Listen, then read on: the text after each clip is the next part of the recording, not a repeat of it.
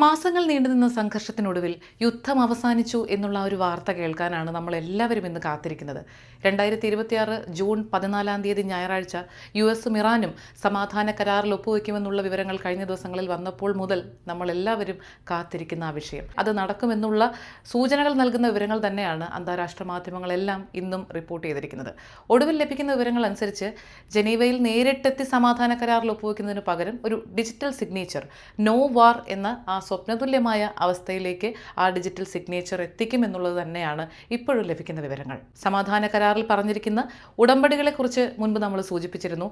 America ഹോർമൂസിൽ ഏർപ്പെടുത്തിയിരുന്ന ഉപരോധം അവസാനിപ്പിക്കുക, ഹോർമൂസ് കടലിടുക്ക് ഇറാൻ ലോകത്തിന് തന്നെ തുറന്നു നൽകുക, മരവിപ്പിച്ചു വെച്ചിരുന്ന ഇറാന്റെ $25 ബില്യൺ എന്ന വിദേശ നിക്ഷേപം അത് റിലീസ് ചെയ്യുക, ആ ഫണ്ട് റിലീസ് ചെയ്തു കൊടുക്കുക, ഇറാന്റെ എണ്ണ ഉപരോധം എന്നത് മാറ്റി അത് വിൽക്കാവുന്ന രീതിയിലേക്ക് കാര്യങ്ങൾ എത്തിക്കുക, യുറേനിയം സമ്പുഷ്ടീകരണം, ആണവായുധങ്ങൾ, ഈ കാര്യങ്ങളിലൊന്നും തൽക്കാലം തങ്ങൾ ഇടപെടില്ല എന്നുള്ള ഇറാന്റെ ഉറപ്പ്, ഇത്തരം കാര്യങ്ങളൊക്കെയാണ് ഈ സമാധാന ഉടമ്പടിയിൽ പ്രധാനമായും പറഞ്ഞിരിക്കുന്നത്.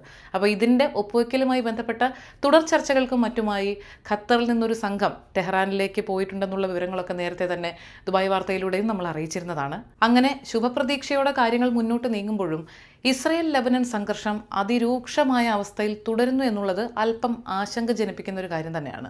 ലെബനന്റെ തെക്കൻ ഉൾനഗരങ്ങളിൽ നിന്ന് ഇസ്രയേൽ നടത്തിയ ആക്രമണത്തിൽ 3 പേർ കൊല്ലപ്പെട്ടതായി സിവിൽ ഡിഫൻസ് റിപ്പോർട്ട് ചെയ്തിട്ടുണ്ട്. ഇതിന്റെ തുടക്കം എവിടെ നിന്നാണ്? ഇസ്രയേലിലേക്ക് ഹിസ്ബുള്ള നടത്തിയ വെടിവെപ്പ്. അതിന് പ്രതികാരം എന്നുള്ള രീതിയിൽ ലെബനനിലെ ബെയ്റൂട്ടിലുള്ള ഈ ഉൾഗ്രാമങ്ങളിലെ ഹിസ്ബുള്ള കേന്ദ്രങ്ങൾ ലക്ഷ്യമിട്ടുകൊണ്ടാണ് തങ്ങൾ ഈ ഒരു ആക്രമണം നടത്തിയതെന്ന് ഇസ്രായേൽ പ്രധാനമന്ത്രി ബെഞ്ചമിൻ നെതന്യാഹുവിന്റെ ഓഫീസ് ഒരു സ്റ്റേറ്റ്മെന്റ് ഇറക്കിയിട്ടുമുണ്ട്. ഇതിലെ വിഷയം എന്താണെന്ന് വെച്ചാൽ ഈ സംഭവത്തെ ഇറാൻ അഡ്രസ്സ് ചെയ്തിരിക്കുന്നത് ക്രൈം എന്നാണ്. ക്രൈം എന്നുള്ളൊരു രീതിയിൽ മാത്രമേ തങ്ങൾക്കിതിനെ കാണാൻ സാധിക്കുള്ളൂ എന്നും ഇതിന് മറുപടി നൽകാതെ തങ്ങൾ പോകില്ല എന്നും ഇറാന്റെ മിലിറ്ററി വക്താവ് പറഞ്ഞിട്ടുണ്ട്. അപ്പോൾ അത് ഈ സമാധാന കരാറിനെയൊക്കെ ബാധിക്കുമോ എന്നുള്ള കാര്യത്തിൽ ചെറിയൊരു ആശങ്ക അന്തരീക്ഷത്തിൽ ഉയരുന്നു എന്നുള്ളതും വാസ്തവം തന്നെയാണ്. ഇറാന്റെ സംയുക്ത സൈനിക കമാൻഡ് ഖാത്തം അൽ അൻബിയയുടെ ഉന്നത ഉദ്യോഗസ്ഥനാണ് ഇങ്ങനെ ഒരു സ്റ്റേറ്റ്മെന്റ് ഇന്ന് പുറത്തിറക്കിയിരിക്കുന്നതും. ഇനി UAE-യിലെ പ്രധാനപ്പെട്ട മറ്റു ചില കാര്യങ്ങൾ നോക്കിക്കഴിഞ്ഞാൽ UAE-യുടെ പല ഭാഗങ്ങളിലും ഇന്ന് മഴ ലഭിച്ചു. പുറത്ത് 49-48 ഡിഗ്രി സെൽഷ്യസിലേക്കൊക്കെ താപനില ഉയർന്നുകൊണ്ടിരിക്കുന്ന ഈ സമയത്ത് മഴ ലഭിക്കുക എന്ന് പറയുന്ന ഒരു ചെറിയ കാര്യമല്ലല്ലോ. UAE-യുടെ കിഴക്കൻ മേഖലകളിൽ ഖോർഫക്കാൻ മലനിരകളോട് ചേർന്നുള്ള ഭാഗങ്ങളിലും ഫുജൈറയിലേക്കുള്ള ഏതാനും റോഡുകൾക്ക് പരിസരത്തുമൊക്കെയാണ് ഇന്ന് മഴ ലഭിച്ചതായി വിവരങ്ങൾ വരുന്നത്. സമൂഹ മാധ്യമങ്ങളിൽ ഇതിന്റെ ചിത്രങ്ങളും വീഡിയോകളും ഒക്കെ നിരവധി വരുന്നുണ്ട്. എന്തായാലും വേനലിൽ ലഭിക്കുന്ന ഈ മഴ പോലെ കുളിർമ നൽകുന്ന ഒരു വാർത്തയ്ക്കായി നമ്മളും കാത്തിരിക്കുകയാണ്. യുദ്ധം അവസാനിച്ചു എന്നുള്ള ആ ഒരു ആഹ്ലാദം നിറയുന്ന, ആശ്വാസം നിറയുന്ന കാര്യം കേൾക്കാൻ സാധിക്കുമെന്നുള്ള പ്രതീക്ഷയോടെ ഇന്നത്തെ നൈറ്റ് അപ്ഡേറ്റ്സ് അവസാനിപ്പിക്കുകയാണ്. Thank you.